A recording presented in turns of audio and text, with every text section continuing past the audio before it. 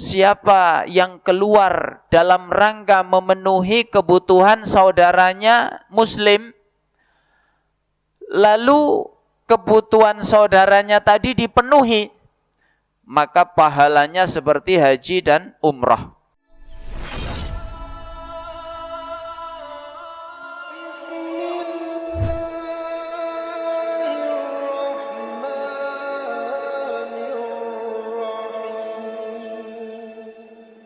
Bismillahirrahmanirrahim. Assalamualaikum warahmatullahi wabarakatuh. Innal hamdalillah nahmaduhu wa nasta'inuhu wa nastahdihi wa nastaghfiruhu wa natubu ilaihi wa na'udzu billahi min syururi anfusina wa sayyiati a'malina. May yahdihillahu fala mudhillalah wa may yudlilhu fala hadiyalah. Asyhadu an la ilaha illallah wahdahu la syarikalah wa asyhadu anna Muhammadan abduhu wa rasuluhu la nabiyya ba'dah. Amma ba'd. Faqala Allahu azza wa jalla fi muhkami tanzilih. A'udzu billahi minasyaitonir rajim. Ma yaf'alu Allahu bi'adzabikum in syakartum wa amantum wa kana Allahu syakiran alima. Para hadirin, hadirat, Bapak, Ibu, jamaah yang dimuliakan oleh Allah. Alhamdulillah, kita bersyukur kehadirat Allah. Kita dikumpulkan oleh Allah dalam nikmat yang banyak. Setelah nikmat iman, nikmat Islam, nikmat kesehatan, kita dikumpulkan oleh Allah dalam nikmat kesempatan untuk duduk di majelis ilmu. Mudah-mudahan seluruh kenikmatan ini senantiasa dijaga oleh Allah dalam kehidupan kita hingga akhir hayat kita, dan kita menghadap Allah dalam keadaan husnul khatimah. Salawat dan salam tidak lupa kita haturkan kepada suri tauladan kita Rasulullah Muhammad sallallahu alaihi wasallam, pada keluarga, para sahabat. Mudah-mudahan kita semuanya diistiqomahkan di atas sunnah beliau, dan semoga kita termasuk orang yang berbahagia meraih syafaat beliau kelak di hari kiamat. Bapak, Ibu, jamaah yang dimuliakan oleh Allah, tema pengajian malam hari ini adalah a'malun ta'dilu thawabal hajj. Amal-amal yang pahalanya setara dengan berhaji. Ayat yang saya baca di mukaddimah tadi, surat An-Nisa ayat yang ke-147, adalah ayat yang menggambarkan perbedaan Allah dengan makhluknya. Kata Allah, ma yaf'alullahu bi'adzabikum in syakartum wa amantum wa kana Allahu syakiran alima. Allah tidaklah mengazab kalian selama kalian bersyukur dan beriman. Allah maha syakir, bersyukur, aliman, maha mengetahui. Maka di antara sifat Allah yang membedakan dengan hambanya, Allah tidak membutuhkan untuk mengazab manusia. Kita manusia ketika marah, maka kita membutuhkan tempat untuk melampiaskan kemarahan kita. Maka Allah tidak seperti itu. Kalaupun Allah sampai mengazab manusia, itu bukan karena Allah butuh, tapi semata-mata karena hikmah kebijaksanaan Allah Subhanahu wa ta'ala. Dan sebagaimana Allah tidak butuh mengazab manusia, Allah juga tidak membutuhkan ibadah-ibadah yang dilakukan oleh manusia. Maka seandainya seluruh manusia tidak ada yang menyembah Allah, apakah kemudian kemuliaan Allah berkurang? Tidak sama sekali. Dalam sebuah hadis qudsi yang panjang disebutkan, seandainya seluruh manusia dan jin berada di puncak kedurhakaan, tidak ada yang menyembah Allah sama sekali, maka kemuliaan Allah sama sekali tidak berkurang. Maka jika Allah menyiapkan pahala yang besar untuk hambanya, itu adalah karena kemurahan Allah Subhanahu wa ta'ala.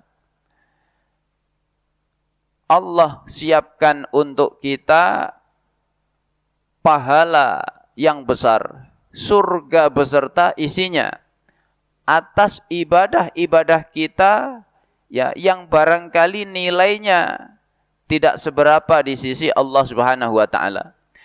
Kalau kita merenung dalam sehari semalam 24 jam, lebih banyak mana urusan dunia dengan urusan akhirat? Banyak mana, Pak? Banyak dunia. Kita sholat 5 waktu. Sekali sholat paling 5 menit. Kali 5 hanya 25 menit. Padahal kita sehari semalam punya 24 jam. Itu pun terkadang sholat kita tidak maksimal. Ingat Allah hanya di awal sholat. Begitu di pertengahan sholat, maka sibuk dengan hal-hal dunia. Sibuk dengan piala Eropa. Maka di pertengahan sholat lupa, ini rakaat kedua apa ketiga? Pernah ngalami atau sering, Pak? Ya. Tapi Masya Allah, dengan ibadah ya, yang nilainya tidak seberapa bagi Allah, Allah siapkan pahala yang besar, Allah siapkan surga. Ini adalah salah satu bentuk sifat syakir. Makanya para ulama tafsir ketika menjelaskan syakir, maknanya adalah yajzi al-qalil bil katsir. Allah membalas amal manusia yang sedikit dengan pahala yang besar di sisi Allah Subhanahu wa taala. Maka jamaah dimuliakan oleh Allah, ada beberapa amal perjuangannya tidak seberat menunaikan haji. Biayanya tidak sebesar berhaji. Nunggunya tidak perlu susah payah seperti berhaji. Tapi Masya Allah, pahalanya persis seperti berhaji. Apa saja amal-amal itu? Yang pertama adalah sidqun niyah ala ada'il hajj. Niat yang jujur untuk menunaikan ibadah haji. Apa tanda niat itu jujur? Yaitu ketika dibarengi dengan ikhtiar, usaha. Haji butuh materi, maka dia buktikan niatnya dengan menyisihkan sebagian rezekinya. Ini tabungan khusus untuk haji. Itu tanda niatnya jujur. Kemudian haji juga butuh ilmu. Maka dia pelajari ilmu-ilmu tentang haji. Fikih haji dia pelajari. Keutamaan-keutamaan haji dia baca. Termasuk manasik haji dia ikuti. Sekalipun belum daftar. Tanda dia jujur dengan niatnya. Termasuk ikhtiar yang ketiga, yaitu munajat kepada Allah. Dia berdoa kepada Allah dengan tulus supaya dimudahkan untuk berhaji ke Baitullah. Atau dia minta didoakan sahabatnya yang berhaji ke Baitullah. Maka ini isyarat niat yang jujur. Maka jamaah dimuliakan oleh Allah, orang yang niat satu amal kebaikan, dia jujur dengan niatnya, maka Allah catat pahala amal yang dia niatkan sekalipun dia tidak berhasil menunaikannya. Maka jamaah dimuliakan oleh Allah, pada tahun ke-9 Hijriyah, tepatnya di bulan Rajab, terjadi perang Tabuk, perang terakhir bersama Rasulullah SAW. Perang yang berat, jaraknya jauh dari Madinah ke Tabuk, zaman itu butuh perjalanan 15 hari. Jadi pulang pergi sudah 1 bulan. Rasulullah dan para sahabat berdiam di Tabuk itu 20 hari. Maka total 50 hari. Saat itu musim panas sekali. Maka orang-orang yang bisa berangkat hanya orang-orang yang benar-benar fit secara fisik. Kemudian memiliki kendaraan. Ada beberapa sahabat ingin berangkat, tapi dia sakit, maka Rasulullah tidak mengizinkan. Ada juga sahabat yang ingin berangkat tapi tidak punya kendaraan. Kendaraan hari itu sudah penuh, bahkan dinaiki 7 orang secara bergantian. Maka Rasulullah tidak mengizinkan. Jamaah dimuliakan oleh Allah, ketika Rasul dan para sahabat berada di Tabuk, maka Rasulullah berkata di hadapan para sahabat, "Inna bil madinati larijalan masirtum masiran wala qata'tum wadiyan illa kanu ma'akum habasahum al-marad." Sungguh di Madinah terdapat sekelompok kaum muslimin. Tidaklah kalian menempuh perjalanan jauh, mendaki bukit, menyusuri lembah, kecuali saudara kalian di Madinah sana mendapatkan pahala persis seperti yang kalian dapatkan, sekalipun mereka tidak ikut bersama kalian. Apa sebabnya? Habasahum al-marad. Mereka jujur dengan niatnya untuk membela agama Allah, tapi tertahan oleh sakit. Maka kata Imam An-Nawawi, hadzal hadis dalilun ala fadilatin niyyah fil khair.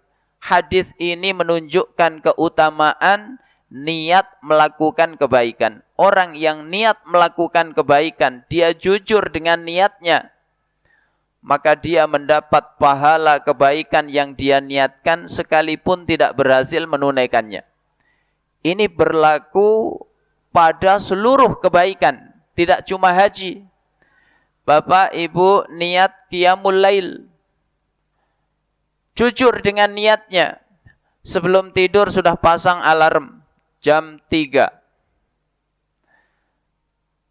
Ternyata HP-nya lowbat, maka alarmnya enggak bunyi. Jadi bangunnya azan subuh. Tercatat pahala qiyamul lail di sisi Allah. Apa sebabnya? Niat. Ini pertama. Kedua, jamaah yang dimuliakan oleh Allah, amal yang pahalanya setara dengan haji, yaitu al-muhafadzatu ala salatil jamaah fil masjid. Menjaga salat berjamaah di masjid. Memakmurkan masjid seperti ini, itu amal besar. Bahkan cita-citanya para nabi. Nabi Ibrahim alaihissalam rela meninggalkan istri dan anaknya di lembah yang tidak ada tanda kehidupan sama sekali. Diabadikan dalam surat Ibrahim, Rabbana inni askantu min dzurriyyati biwadin ghairi dzi zar'in inda baitikal muharram. Rabbana liyuqimus shalah. Ya Allah, aku tempatkan istri dan anakku di lembah yang tidak ada pohon sama sekali di sisi rumahmu yang mulia. Ya Allah, semua itu dalam rangka agar mereka mendirikan sholat. Jadi memakmurkan masjid, ini cita-cita besar para nabi. Rasulullah sallallahu alaihi wasallam dalam peristiwa hijrah, ketika beliau sampai di Kuba, tanggal 8 Rabiul Awal, maka apa yang beliau lakukan? Membangun masjid yang pertama dalam Islam, yaitu masjid apa Pak? Kuba. Yang diabadikan di surat At-Taubah. La masjidun ussisa ala taqwa min awwali yaumin ahaqqu an taquma fih. Fihi rijalu yuhibbuna ayyatatahharu wallahu yuhibbul mutahhirin. Sungguh masjid yang sejak awal dibangun di atas pondasi takwa. Kata ulama tafsir, yaitu Masjid Kuba. Kamu wahai Muhammad lebih berhak sholat di sana. Di dalamnya terdapat orang-orang yang gemar membersihkan diri. Allah mencintai orang-orang yang membersihkan diri. Lalu Rasulullah berdiam di Kuba 4 hari. Tanggal 12 beliau lanjutkan perjalanan ke Madinah Al-Munawwarah. Sampai di Madinah beliau membangun Masjid Nabawi. Jadi cita-cita besar para nabi memakmurkan rumah Allah. Maka orang yang memakmurkan rumah Allah dengan cara sholat berjamaah di masjid, ini dicintai oleh Allah. Amal yang pahalanya besar. Kata Nabi dalam hadisnya, man kharaja min baitihi mutatahhiran ila sholatin maktubatin fa ajruhu ka ajril haji al muhrim. Siapa yang keluar dari rumahnya dalam keadaan suci menuju masjid dalam rangka sholat wajib zuhur, asar, maghrib, isya, subuh, maka pahalanya seperti orang yang berhaji dan berihram. Lalu kata Nabi, waman kharaja ila tasbihid duha la yansibuhu illa iyyahu fa ajruhu ka ajril mu'tamir. Siapa yang ke masjid dalam rangka menunaikan sholat duha. Duha wajib apa sunnah Pak? Sunnah. Maka pahalanya seperti orang yang berumrah. Jadi ke masjid untuk sholat wajib seperti pahala haji. Untuk sholat sunnah seperti pahala umrah. Kalau dua-duanya, ya sholat wajib, ya sholat sunnah, maka dapat dua sekaligus, ya pahala haji, ya pahala umrah. Maka insya Allah yang hadir malam hari ini, ya dapat pahala haji, dapat pahala umrah. Maka ada dua adab penting yang harus kita perhatikan dalam hadis tadi. Pertama, keluar dari rumah dalam keadaan suci, sudah punya wudu. Adapun nanti di pertengahan jalan batal lagi, lalu wudu di masjid, itu persoalan lain. Yang penting mengamalkan hadis ini dulu, keluar dari rumah dalam keadaan suci. Kedua, tujuan ke masjid dalam rangka menunaikan sholat, baik wajib maupun sunnah. Karena orang ke masjid tujuannya macam-macam. Ada yang sekedar ngadem karena Tambun ini panas, kata Pak Rino mataharinya 2. Masjid Al-Ikhlas AC-nya banyak. Maka ke masjid untuk apa Pak? Ngadem. Begitu sudah tidak kepanasan pulang. Ada yang ke masjid cari toilet gratis karena di luar bayar. Ada yang ke masjid cari wifi gratis. Kuota habis mau update status nggak bisa. Tertulis Masjid Al-Ikhlas wifi gratis. Maka mampir ke masjid. Setelah update status pulang. Maka jamaah yang dimuliakan oleh Allah, yang bukan dalam rangka menunaikan sholat, maka tidak termasuk disebutkan dalam hadis tadi. Ya. Ini yang kedua. Yang ketiga, jamaah yang dimuliakan oleh Allah, amalan yang pahalanya seperti haji, yaitu sholatus subhi fi jama'atin thumma zikrullah hatta tulu'is syams thumma sholatir rak'atain. Sholat subuh berjamaah di masjid, lalu zikir kepada Allah sampai matahari terbit naik setinggi tombak, lalu ditutup sholat sunnah 2 rakaat. Ya, ini satu kesatuan, tidak boleh dipisah-pisahkan. Kalau dipisah, maka nggak dapat pahala haji.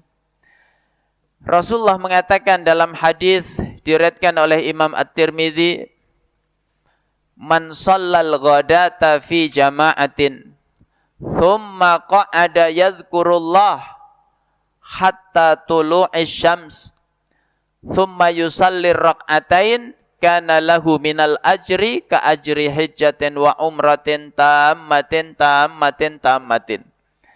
Siapa yang sholat subuh berjamaah di masjid lalu duduk berzikir kepada Allah sampai matahari terbit naik setinggi tombak. Karena kalau baru terbit itu masih masuk kategori waktu terlarang. Begitu sudah naik setinggi tombak, maka sudah masuk waktu halal. Lalu dia sholat sunnah 2 rakaat yang dalam mazhab Syafi'i disebut sholat sunnah isyraq atau syuruk. Maka dia mendapatkan pahala, kata Nabi, seperti orang yang berhaji dan berumrah. Sempurna, sempurna, dan sempurna. Maka kalau ada amal, keutamaannya besar. Kita harus bersungguh-sungguh untuk mengejarnya. Kalau tidak bisa setiap hari karena ngantor, habis sholat subuh langsung berangkat. Kalau telat sedikit, kena macet parah. Terkadang di jembatan besi chaos. Bisa setengah jam, 1 jam. Ya. Maka nggak bisa setiap hari. Maka jangan meninggalkannya di akhir pekan. Hari Sabtu, hari Ahad. Kan nggak ngantor. Jangan sampai hanya berlalu sekedar untuk urusan dunia. Ya, untuk goes, untuk futsal, nah, termasuk untuk mancing, Pak Rino. Jadi sempatkan ya untuk mendapatkan pahala seperti haji dan umrah. Kemudian yang keempat, amal yang pahalanya setara dengan haji, yaitu umratun fi Ramadan. Umrah di bulan Ramadan. Umrah di bulan Ramadan keutamaannya besar. Maka karena keutamaannya besar, orang-orang bersungguh-sungguh untuk mengejarnya. Sehingga biayanya naik apa turun, Pak? Naik. Umrah di bulan Ramadan itu lebih ramai daripada musim haji. Kaum muslimin dari luar Saudi berbondong-bondong. Penduduk Saudi juga sama, berbondong-bondong untuk bisa umrah di bulan Ramadan. Mengapa? Satu ketika Rasulullah bertanya kepada seorang wanita Ansar, namanya Ummu Sinan. Kata Rasulullah begini, ma mana'aki anta hujji ma'ana? Wahai Ummu Sinan, apa yang menghalangimu untuk berhaji bersama kami?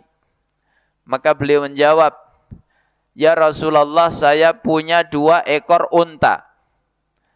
Unta yang satu dipakai suami dan anak berhaji. Unta yang satu lagi dipakai membawa air minum. Sehingga saya tidak bisa berhaji bersamamu ya Rasulullah. Maka Rasulullah menghibur hati Ummu Sinan. Beliau mengatakan, umratun fi Ramadan taqdi hijjatan ma'i. Kamu umrah di bulan Ramadan, maka itu seperti berhaji bersamaku. Maka kalau kita ingin merasakan pahala haji bersama Nabi, caranya bagaimana, Pak? Umrah di bulan Ramadan.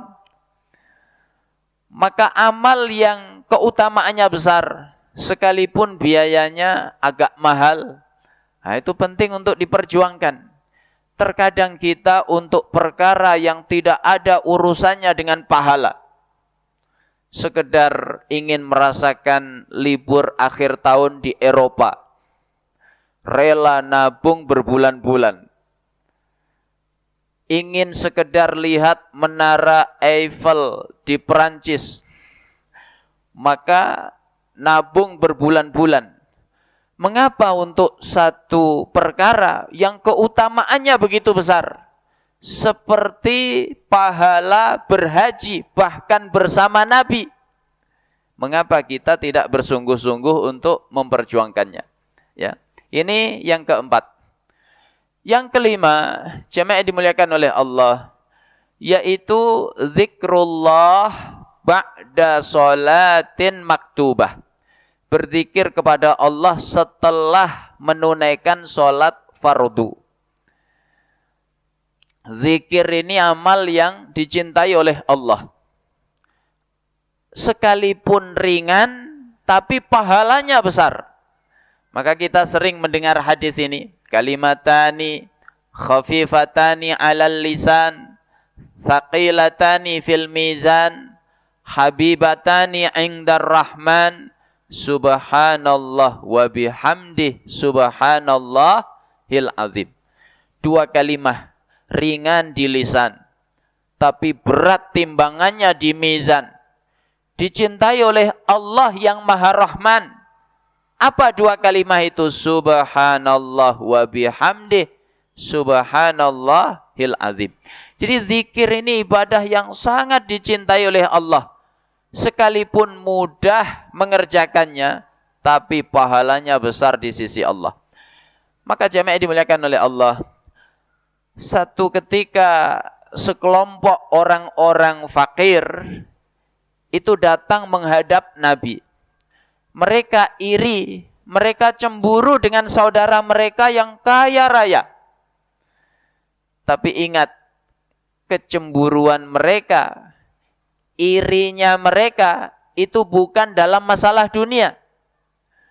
Bukan karena orang kaya bisa beli rumah yang mewah, beli kendaraan yang bagus. Bukan itu. Tapi kecemburuan mereka itu dalam urusan akhirat. Dan ini karakternya umat terbaik. Sahabat-sahabat Nabi cemburu satu sama lain itu dalam urusan akhirat. Kita hari ini biasanya cemburu, panas hatinya, itu biasanya urusan apa, Pak? Dunia. Jemaah dimuliakan oleh Allah. Orang fakir itu mengadu, ya Rasulullah, zahaba ahlud dusur bil ujur. Ya Rasul, orang-orang kaya itu telah memborong pahala. Yusalluna kama nusalli wa yasumuna kama nasum. Mereka sholat seperti kami sholat. Mereka juga puasa seperti kami puasa. Walahum fadlun min amwalihim ya'tamiruna biha wa yahujjuna biha wa yujahiduna biha wa yatasaddaquna biha. Tapi mereka punya kelebihan harta. Dengan harta mereka itu, mereka bisa umrah, bisa haji, bisa jihad fi sabilillah, dan juga bisa bersedekah.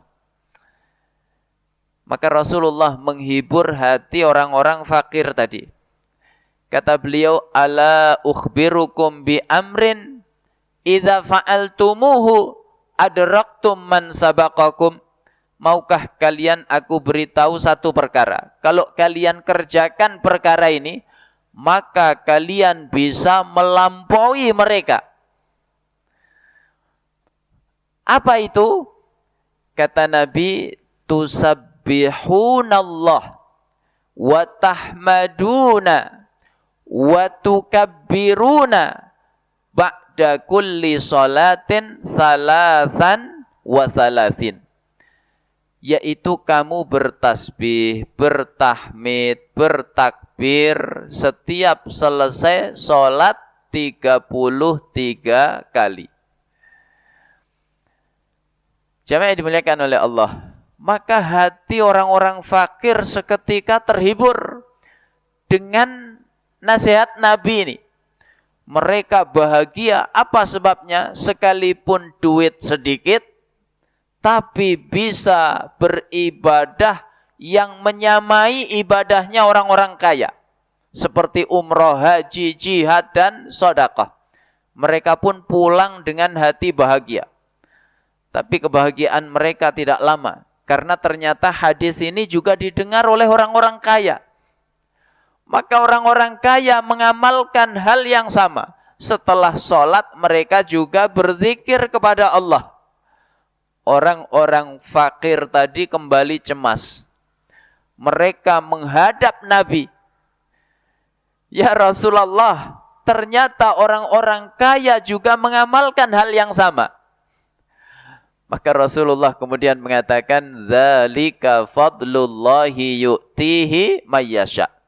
Itu adalah karunia Allah yang Allah berikan kepada siapapun yang Allah kehendaki.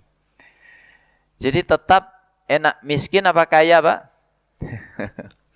Orang kaya berpeluang mendapatkan kebaikan-kebaikan besar di dalam agama. Ya. Ini yang keberapa sudah? 5.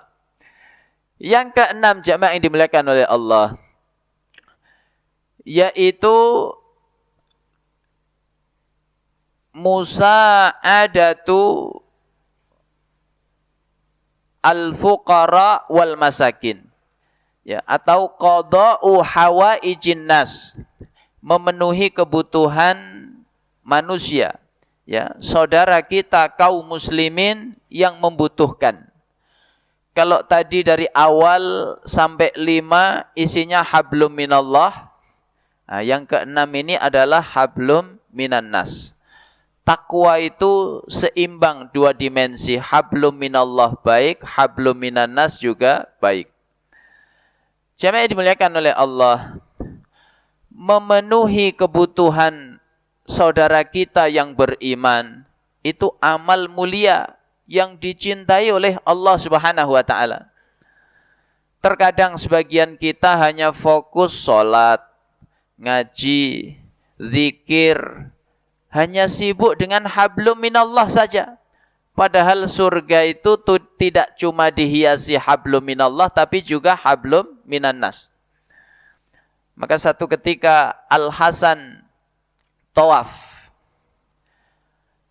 Ketika tawaf, ada orang yang mendatanginya, padahal tawafnya belum selesai.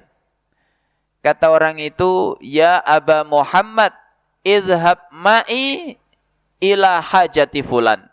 Hei Abu Muhammad, hei Al-Hasan, ayo pergi bersamaku untuk membantu kebutuhan si fulan. Maka Al-Hasan batalkan tawafnya mengikuti orang tadi, sehingga membuat orang-orang terheran-heran. Orang-orang bertanya, "Wahai Al-Hasan, mengapa engkau batalkan tawafmu hanya untuk memenuhi ajakan orang ini?" Al-Hasan kemudian menjawab, "Bagaimana mungkin aku tidak memenuhi ajakan orang ini? Sedangkan Rasulullah sallallahu alaihi wasallam bersabda, Man kharaja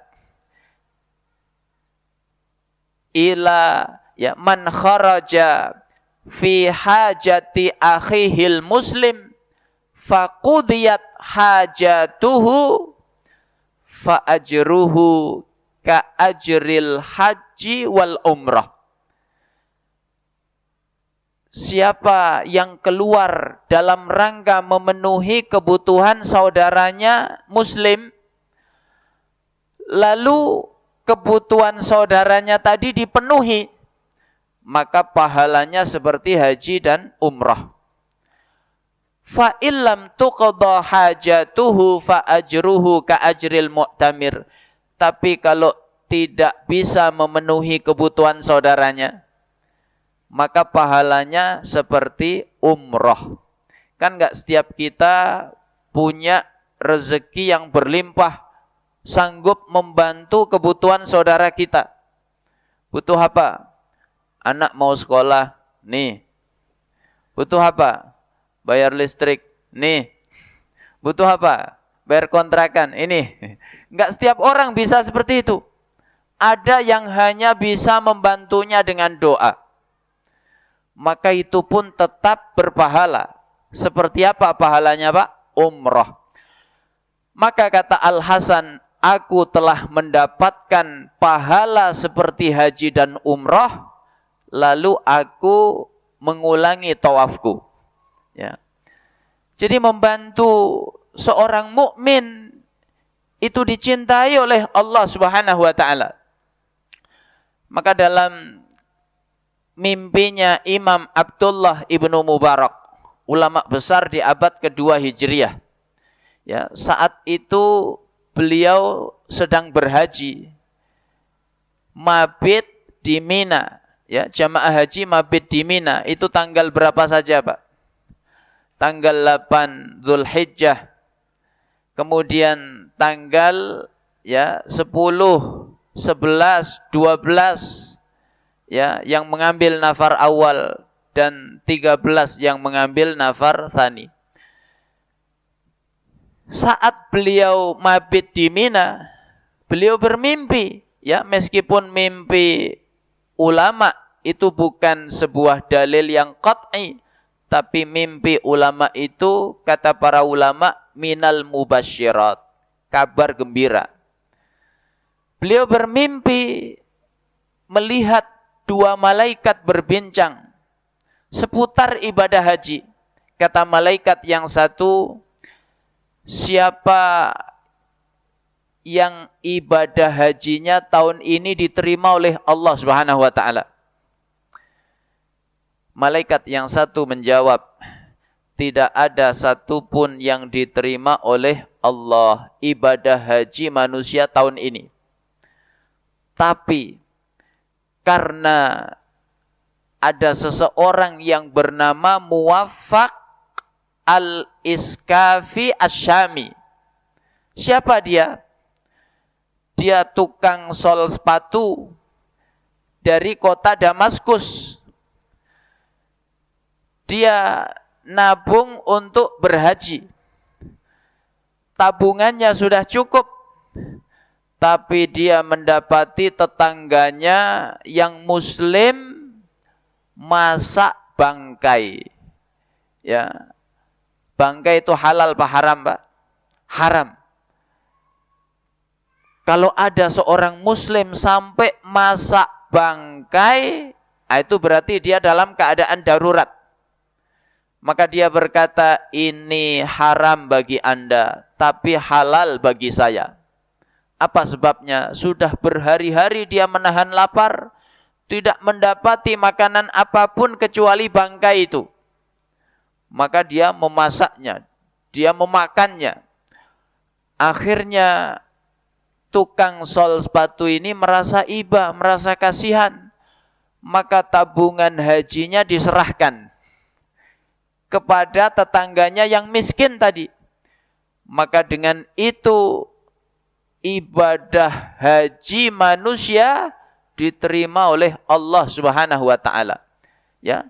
Jadi begitu membantu seorang muslim itu sangat dicintai oleh Allah Subhanahu wa taala. Maka jamaah dimuliakan oleh Allah. Kalau hanya membantu satu orang begitu dicintai oleh Allah, bagaimana kalau yang dibantu enggak cuma satu orang, tapi satu negara? Kaum muslimin di sana dijajah, dibombardir, diblokade, air bersih enggak bisa masuk, listrik enggak boleh masuk, bahan makanan di stop. Di mana itu, Pak? Di Palestina, ya. Maka tentu itu ibadah yang sangat dicintai oleh Allah Subhanahu wa ta'ala. Kemudian berikutnya yang ke-7. Ya, 7 Pak. Ya, kalau sudah mulai lupa ini tandanya nggak boleh lama lagi Pak. Yang ke-7 yaitu thalabul ilmi, mencari ilmu. Cari ilmu itu ibadah yang pahalanya besar. Dicintai oleh seluruh makhluk Allah. Dicintai malaikat. Dicintai alam semesta. Bahkan ikan yang di laut, semut di dalam sarangnya, itu beristighfar memohonkan ampunan untuk mereka yang mencari ilmu. Apa sebabnya? Karena ketika manusia faham agama, yang merasakan manfaat tidak cuma manusia, tapi alam semesta ikut merasakannya. Orang kalau faham agama, dia tidak akan mencemari lingkungannya. Tidak akan buang sampah sembarangan. Pengusaha yang faham agama, tidak akan sembarangan buang limbah. Apalagi buang limbah ke laut. Laut tercemar. Ikan-ikan mati, nelayan susah. Tidak akan mengeksploitasi alam untuk kepentingan pribadinya. Makanya mereka ikut beristighfar memohonkan ampunan kalau ada orang yang cari ilmu. Dalam sebuah hadis diriwayatkan oleh Al-Imam At-Tabrani, orang yang mencari ilmu itu pahalanya seperti berhaji. Ya, kata Nabi, man ghada ilal masjid la yuridu illa ayyata'allama khairan au yu'allimahu fa ajruhu ka ajril haji tamman hijjatuhu.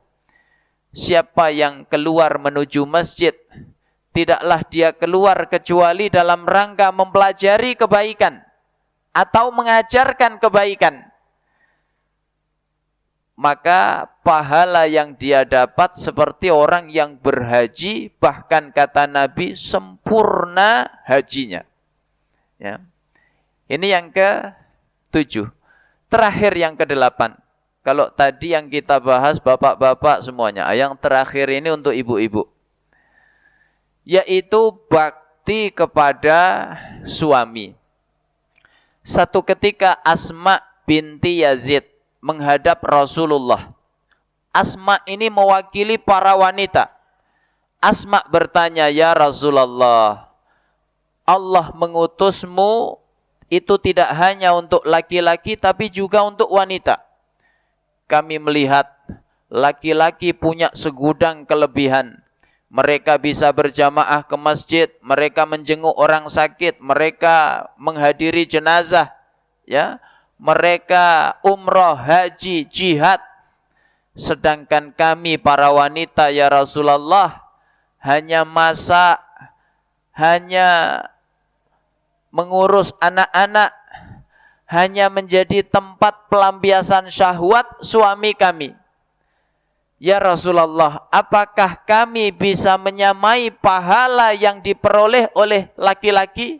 Ya, seperti haji, jihad dan lainnya. Maka kata Nabi, wahai Asma, bergembiralah, pulanglah, beritahu para wanita, bakti mereka untuk suami mereka, itu bisa menyamai seluruh kebaikan-kebaikan yang dilakukan oleh kaum laki-laki. Termasuk apa Pak? Haji, umrah, jihad, memakmurkan masjid, menghadiri jenazah, menjenguk orang sakit, dan lain sebagainya. Maka ini penting bagi para wanita, apalagi di tengah derasnya arus feminisme. Sebagian wanita menganggap di rumah saja, ngurus rumah, ngurus suami, anak, itu seperti babu. Ibu apa aktivitasnya? Oh, saya ibu rumah tangga. Oh, kasihan, cantik-cantik babu. Sebagian orang seperti itu. Padahal itu amal yang mulia, yang membuat seorang Umar bin Khattab radhiyallahu anhu bisa bersabar menghadapi amarah istrinya. Satu ketika Umar dimarahi istrinya. Umar diam saja. Ada sahabat sudah sampai di depan rumah Umar, dia ingin mengadukan istrinya kepada Umar karena dia sering diomeli istrinya. Malah sampai di rumah Umar mendapati Umar dimarahi istri. Umar diam saja. Maka Bapak kalau diomeli istri diam saja. Itu mengikuti siapa Pak? Umar bin Khattab. Ya. Apa jawaban Umar ketika ditanya? Dialah yang memasak makananku. Dialah yang mencuci pakaianku. Dialah yang menyelamatkanku dari yang haram. 3 jawaban Umar ini kalau disimpulkan apa Pak? Dapur, sumur, kasur. Ya, jadi ini amal mulia yang membuat orang seperti Umar yang ditakuti setan, ya, bersabar kepada istrinya. Maka bakti para istri untuk suami itu pahalanya besar di sisi Allah, bahkan bisa menyamai haji dan umrah. Ini barangkali sebagai renungan untuk saya pribadi dan kita semuanya. Kalau ada yang benar semata-mata dari Allah, kalau ada yang salah ini kekhilafan saya mohon maaf yang sebesar-besarnya. Aqulu qauli hadza wa sallallahu ala nabiyyina Muhammad wa ala alihi wa sahbihi wasallam walhamdulillahi rabbil alamin. Assalamualaikum warahmatullahi wabarakatuh.